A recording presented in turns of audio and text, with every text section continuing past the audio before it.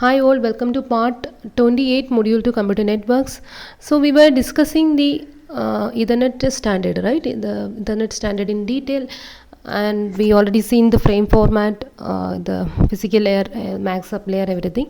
Now we can end up our discussion on classic Ethernet, and after classic Ethernet we will be discussing switched Ethernet. But classic Ethernet, the main algorithm being used is the CSMA bar CD algorithm, right? So CSMA bar CD and its variation, everything we've already seen, and its efficiency, derivation, everything we've seen. Now we are going to see the so-called binary exponential backoff algorithm, so which is a very core algorithm being used in the classic Ethernet when they used this CSMA bar CD. And you can see that in classic Ethernet we have variations for CSMA bar CD like on persistent, P persistent, non persistent.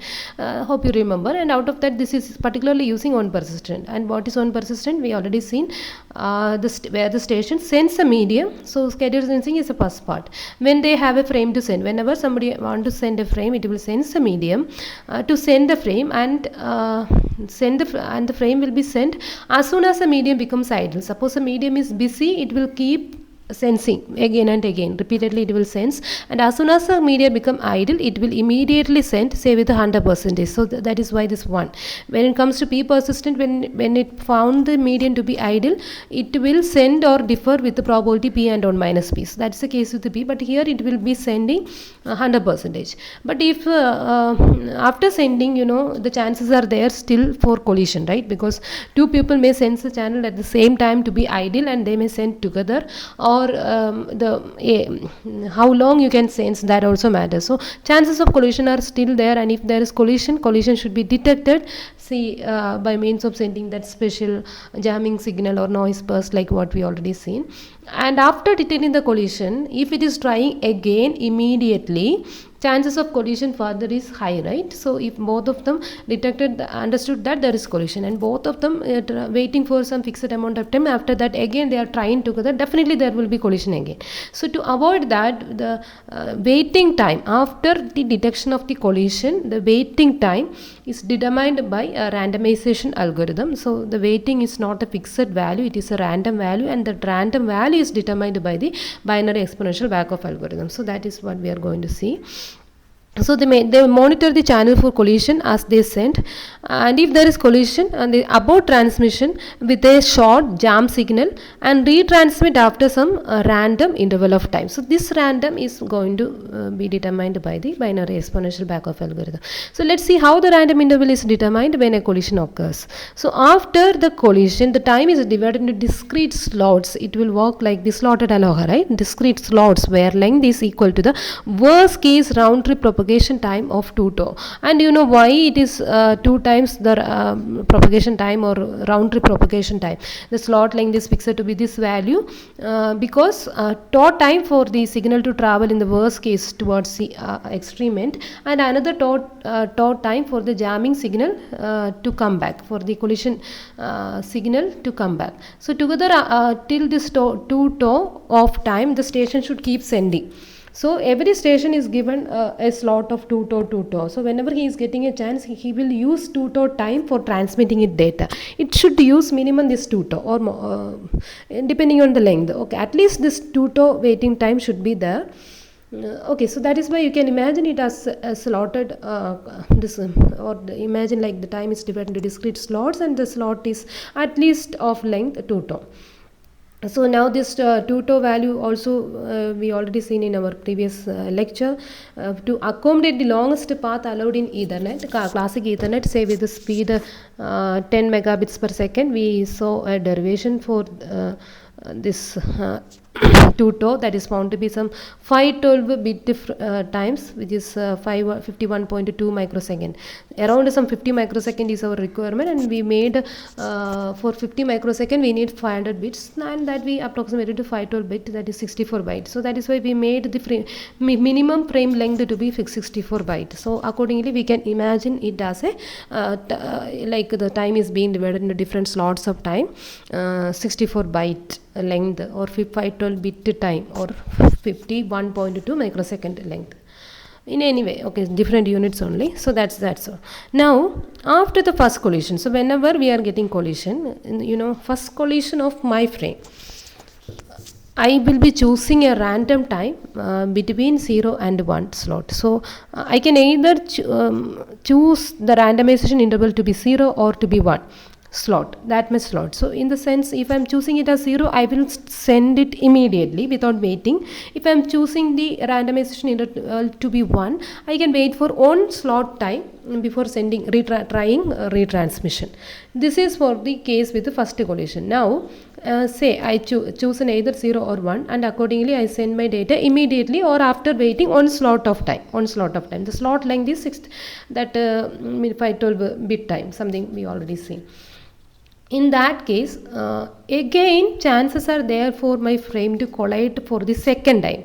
I mean, the same frame get collided again. So that is a situation. That means when two stations collide and each picks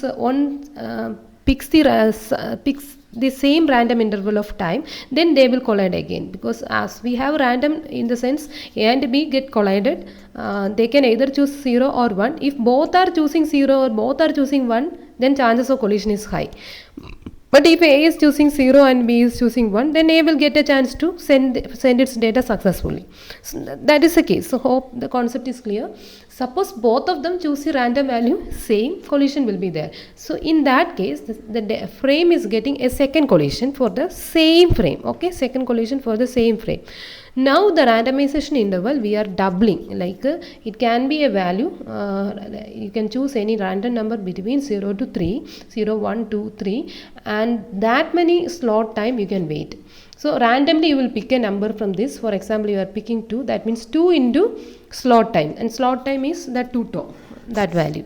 So that much time you will wait and you will retransmit. So as you increase the randomization interval, the chances of collision is is reduced, right? You are getting that feel, because previously we have only two values, so 50% of the time both of them may choose the same value, chances were there. But here, what is the probability that both are choosing 0 0? Still probability derivation is something different, but means you are getting a feel, right? Maybe we may be seeing a particular example to see how things are working.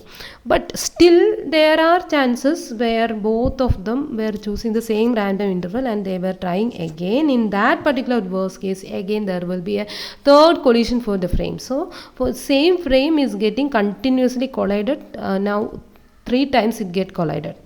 So the probability of this happening is 0.25, in the sense out of this 4 value, both of them are choosing the same value. 1 out of 4 chances they are there for the third collision. So you can see that its probability is now 0.25.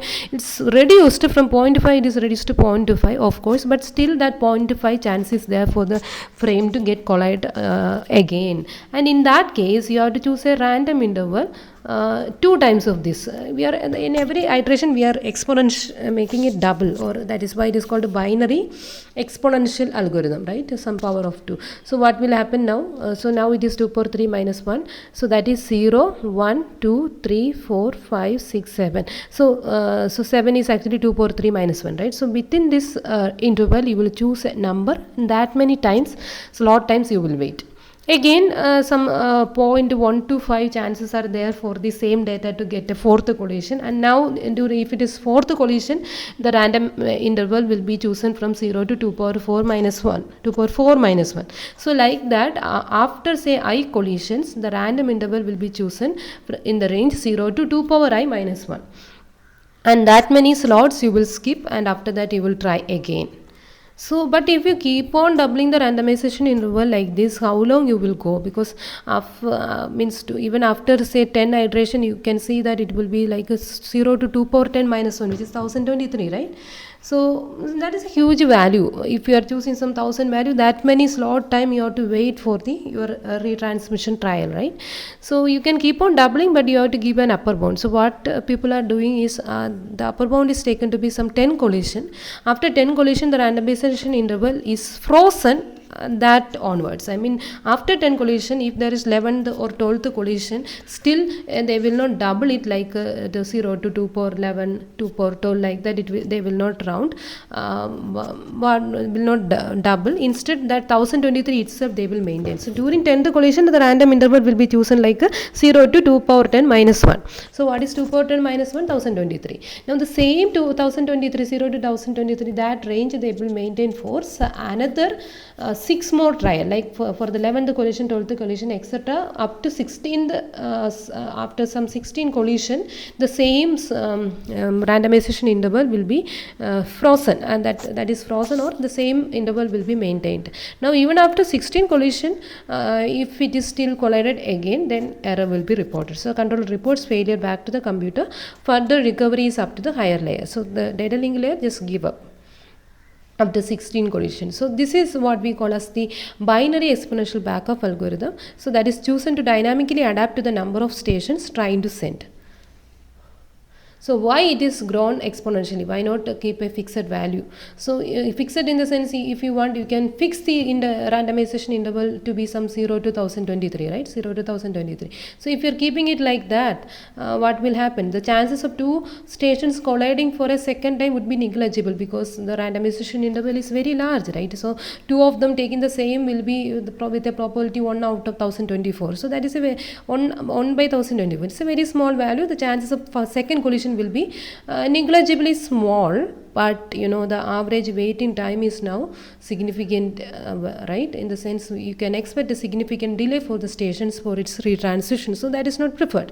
So now if you are keeping it like some 0 to 1 slot, in the sense a small range, if you are keeping, what is the problem? The delay is less now, but suppose we have 100 stations they were trying, so to get to succeed this, in the sense, so if we have 100 stations ever try to send at once, they will collide over and over until 99 of them picked 1 and the remaining 1 station picked 0. So exactly out of 100 station, one of them should pick 0 slot time and the remaining 99 should pick 1. If out of this 99, if any one also take the 0, again collision will be there. So for the successful transmission, if there are 100 station and the slots are fixed to be 0 to 1, then out of this 100 station, one should take the 0 slot and the remaining 99 station should randomly choose this one to have a successful delivery, but this will take years. So we will keep trying again and again collision, and we are not exponentially increasing this slot. We will what we are trying to say is, why we have to increase exponentially, and why not keep it as a fixed value, say 0 to 1 slot or 0 to 1023. So both are having pros and cons. Hope it is clear.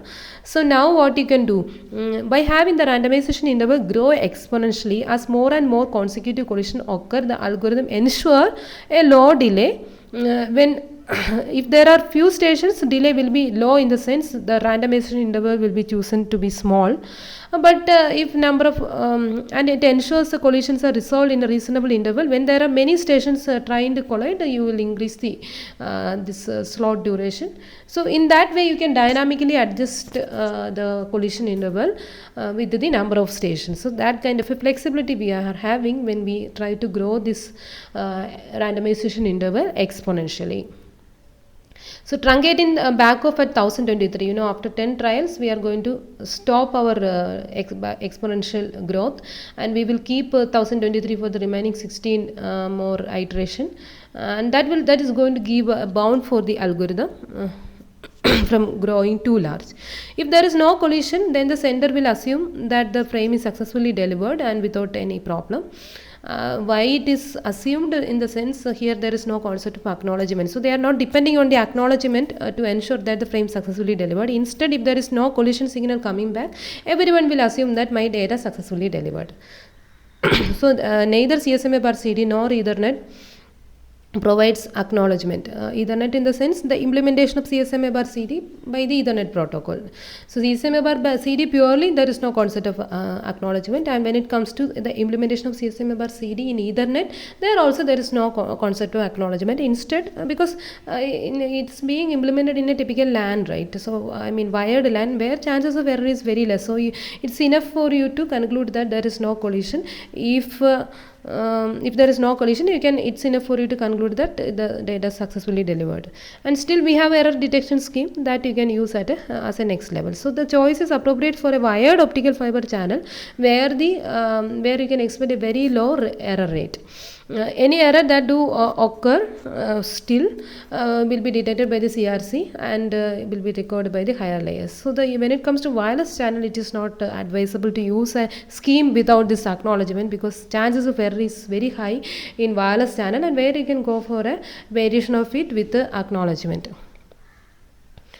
So the overall working of CSMA is pictorially represented by this flowchart. So that will give you an overall understanding. Something from the beginning we were trying to discuss many things. So the algorithm start at this point. Set the collision number to 0. So initially for the first time when you are sending your frame, you can set its collision number is equal to 0. In that n is equal to 0, n is the collision number, right? Means there is no collision occurred for the frame so far. And you try to sense the carrier, right? See the carrier sensing part, and if the carrier is idle, if it is not idle, then it will differ and it will keep sensing. So this loop will repeat, right? So as soon as it found that the carrier is idle, the interfering gap, the some tools, this may slot you have to wait minimum to try the second time.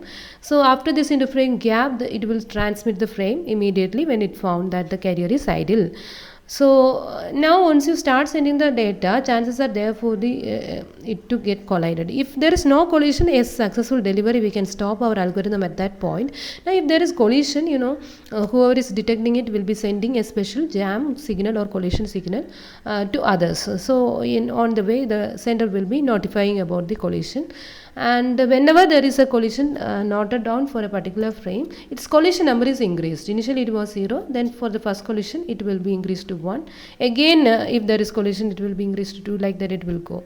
So now limit reached. What is that limit? 16 trial, right? After 16 continuous, after 10 collision, that 1023, that range you will maintain for 6 more trial, and after 16 collision further, it will simply abort transmission and it will be notifying the sender that it's not possible for me to send. So it's up to the higher layer to handle it further. So if the limit is not reached, then you will repeat your randomization procedure. I mean you can select a number between 0 to 2 power n, capital N. Okay, so here the collision number is taken to be capital N. So 0 to 2 power capital N minus 1. So that many, choose a random number between that. So let the random number selected to be some k. So you are selecting a random number k from the range 0 to 2 power n minus 1. So if k is a random number selected, k into the slot time, time slot is that's 2 tau, right? That k into 2 tau, that much unit of time you will be waiting, and you will try again by sensing the carrier. This long k into 2 tau you will be waiting, and after that you will try again. So hope you get an overall idea about the algorithm. Okay, so everything is clear. That sensing part, if there is no collision, successful delivery. If there is collision, jam signal, collision number increase, and randomization interval, choose between 0 to 2 power n minus 1. That into 2 tau, that much time, the time slot time, you have to wait and you have to try again.